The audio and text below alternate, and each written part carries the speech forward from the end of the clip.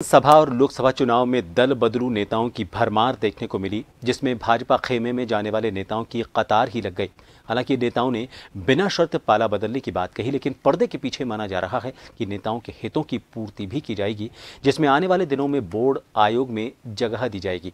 पेश है एक रिपोर्ट, टिकट नहीं पर बोर्ड आयोग पर नेताओं की टकटकी।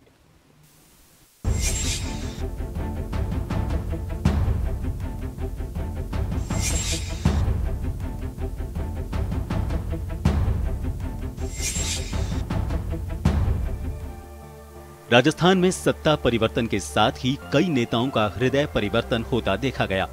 पीढ़ियों और वर्षों से जिन नेताओं की जड़ें कांग्रेस और दूसरे दलों में थी, वो भाजपा खेमे की तरफ जाते दिखे। यहां तक कि नेताओं ने अपने विचार तो बदले, साथ ही केंद्र की मोदी सरकार के विचार को प्राथमिकता भी दी। पहले विधानसभा चुनाव और फिर लोकसभा चुनाव में ये तस्वीर कुछ ऐसी थी कि मानो हर रोज कोई न कोई भाजपा खेमे में शामिल हो रहा था। जिनमें से महेंद्रजीत सिंह मालवीय और ज्योति मिर्धा को लोकसभा प्रत्याशी के तौर पर टिकट मिला, लेकिन जिन लोगों को टिकट नहीं मिल सका, उनकी उम्मीदें अब सरकार की सियासी नियुक्तियों की मलाई पर हैं। हालांकि भाजपा में आए नेता ये जरूर कहते दिखते हैं कि वो बिना शर्त भाजपा में शामिल हुए थे। मोदी जी के राष्ट्रवाद और देश के विकास के रास्ते पर बढ़ाने को लेकर सनातन धर्म की रक्षा हेतु भारतीय जनता पार्टी में प्रवेश किया और उसके साथ ही जयपुर लोकसभा, टोंक लोकसभा और कोटा लोकसभा में उम्मीदवारों के समर्थन में प्रवास भी किया। मैं उम्मीद करता हूं कि इसी तरह से भारतीय जनता पार्टी का नेतृत्व हम लोगों को जिम्मेदारी और दायित्व देता रहेगा। हम पूरी निष्ठा के साथ में उसको निभाते रहेंगे।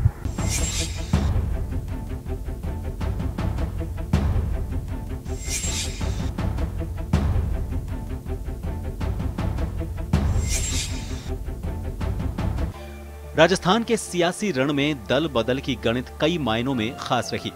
हालांकि टिकट नहीं मिलने के बावजूद भाजपा में शामिल हुए नेता बीजेपी के प्रति वफादारी दिखाने के लिए लोकसभा चुनाव में जी तोड़ मेहनत करते हुए भी नजर आए।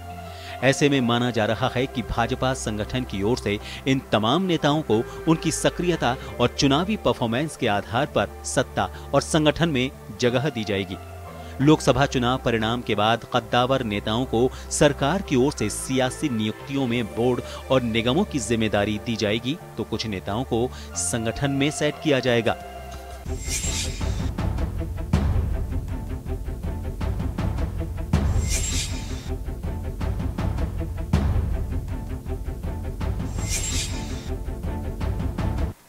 चुनाव से पहले बड़ी तादाद में कांग्रेस और दूसरे दलों के नेताओं की बीजेपी में शामिल होने की छड़ी लगी। इसमें कांग्रेस से भाजपा में शामिल होने वाले नेताओं की संख्या भी ज्यादा रही, जिनके अब भाजपा में भविष्य को लेकर चर्चाएं भी आम हैं। दूसरे दलों से भाजपा में शामिल हुए नेताओं की अब बोर्ड आयोग पर नियुक्ति पर टकटकी लगी हुई है। हालांकि इन नेताओं को पहले उम्मीद थी कि चुनाव में शायद टिकट दे दी जाए, लेकिन टिकट का दायरा कम था। कुछ लोगों को टिकट देकर ओबलाइज भी किया गया, लेकिन अब जब चुनावी नतीजे आ जाएंगे, उसके बाद में बोर्ड आयोग में नियुक्तियां होनी हैं और उन्हीं नियुक्तियों को लेकर अब ये कयास लगाए जा रहे हैं कि जो लोग कांग्रेस या दूसरे दलों से भाजपा खेमे में आए थे, उनका क्या कुछ होगा। और इसी कयास में उन नेताओं की उम्मीदें भी बढ़ी हैं कि उनको शायद पार्टी जो है वो बोर्ड आयोग में जगह देकर सम्मानित कर सकती है। सहयोगी श्याम सुंदर शर्मा के साथ अनिल सेन।